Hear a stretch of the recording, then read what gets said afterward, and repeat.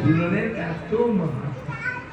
এই ঝুলন পূর্ণমাসী বৃন্দাবনে, হ্যাঁ, তিনি বৃন্দাবন আনন্দ বৃন্দাবন চম্পুতে কবি কর্ণফুল লিখছেন, পূর্ণমাসী কখনো কোনো বিরাট এরিয়া করে পরিষ্কার করে বিভিন্ন সাজিয়ে এই ঝুলনের আয়োজন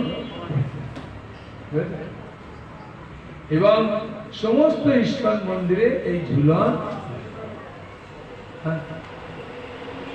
তাই এই ফরিদপুরেও ঝুলন, আর ঝুলনের পরে তো বলছে ভালো প্রসাদ দেওয়া। মায়াপুরের ঝুলনটা হয় ঠিক গুরুকুলের কাছে, যেখানে আমাদের গোশালা আছে, গোশালার পাশে পাশে পরিষ্কার আছে, ওখানে হয়। আর ওই ঝুলনে খরচাপত্র মন্দির দেয়, ওরা চাঁদা তুলে বিভিন্ন জন চাঁদা দেয়, যে আজকে আমি প্রসাদের খরচা দিলাম, ঝুলনের সাজাবার খরচা দিলাম, এরা সব দেয় দিয়ে। হ্যাঁ, তা এই ঝুলনেতে মায়াপুরেতে যেহেতু অনেক অতিথি আসে, হ্যাঁ, আর মায়াপুরে অনেক গৃহস্থ আছে, ওই জন্য মাতাজিদের সংখ্যাটা লাইনটা পড়ে সব করে পড়ব। হ্যাঁ, বুঝেছেন? আর ঝুলন দেওয়ার পরে টানার পরে আপনাকে দুবার কি তিনবার দেবেন, মাতাজিরা দুবার থেকে তিনবার দিতে পারেন। দেওয়ার পরে ছাড়ে ছাড়ুন, যান যান যান, যে রাস্তা দিয়ে যাবে ওই রাস্তা দিয়ে একটা বিরাট একটা ছালা একটা সার দিয়ে এবার আমরা তা যারা পুরুষ আছে তাদের 3-4 বার দেয় লাইনটা কম, ব্রহ্মচারী আছে একটু আরো লাইন কম, অনেকবার দিতে পারে।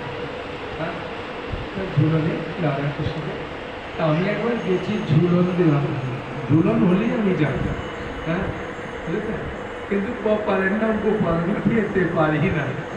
সবাই তাকায়, প্রভু হ্যাঁ, আমি কি নিয়ে কোথায় যাবো রে ভাই ভাই, হ্যাঁ, প্রভু প্রসাদ দেবেন, আমি নিলে তেলবি করে প্রভু করে একদম তাকিয়ে, হ্যাঁ, কোথায় যাবো?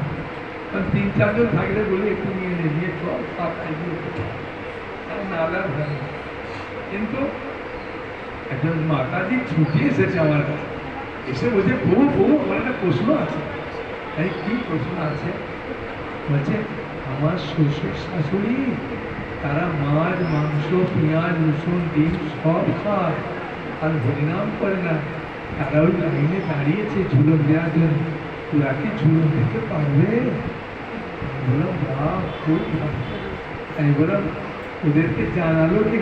বলছে আমি নেমন্তন্ন করেছি। আমি কেন নেমন্তন্ন করলাম? বলছে লাল দিন তো আজকে এঁচড় দিয়ে বিরিয়ানি করবে আর ও একটা বড় রসগোল্লা দিয়েছে, তাই শ্বশুর শাশুড়িকে আর রাত্রে খাওয়ানোর মতো মানে রান্না করতে হবে না, ওই জন্য দিয়েছি। কারণ আমি তো সব জায়গায় একটু হাসি রসিকতা করি, আমি টিফিন খাইটা কাজ বলছে ওটা ওর বাবার জন্য দিয়েছি। আমি তো ওর বাবার জন্য বাবা নিয়ে দিয়েছেন। বুঝে হ্যাঁ, ওর বাবা দিয়ে কাজ হতো, সে থেকে নিয়ে এসেছি, শ্বশুর শাশুড়িকে লাগিয়ে নিয়েছি। এবারে দোকানে মাল কিনতে গেলে ঠিক বাজার আছে নাকি? হ্যাঁ, বড় বাজারে